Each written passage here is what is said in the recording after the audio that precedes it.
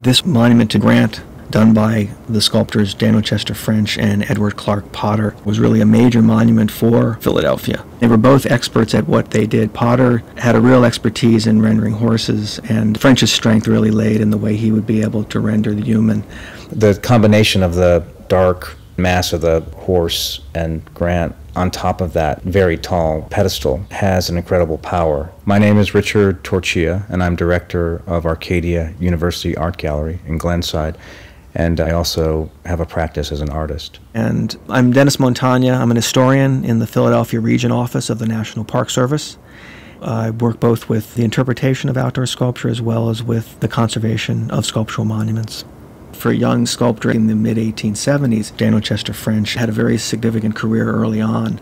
He was already getting major commissions. And if you look very closely at the sculpture, you see Grant heeling off in the distance.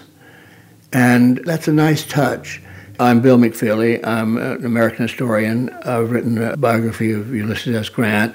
Grant had a wonderful sense of the whole Civil War, what was going on all across the whole continent when he was in command of all of the armies during the war.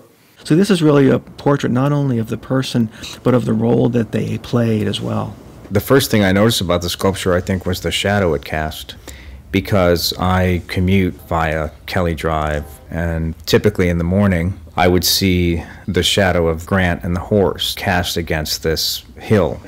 You know, with the shadow, there's always this sort of causative step backwards to think, well, what is projecting that image?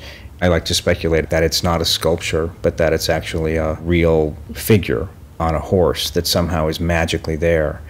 And it's almost like Grant has come down from being inside the park to stand on Kelly Drive.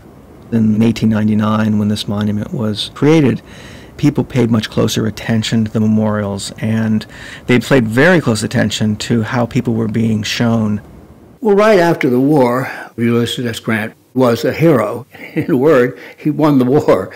But Grant was actually not a great towering general by any means. He was a very small man, only about 5'7", 140 pounds. He was never a general on horseback. Yes, he rode well, but you did not think of him as leading a great victory march. He wasn't that sort of a general at all.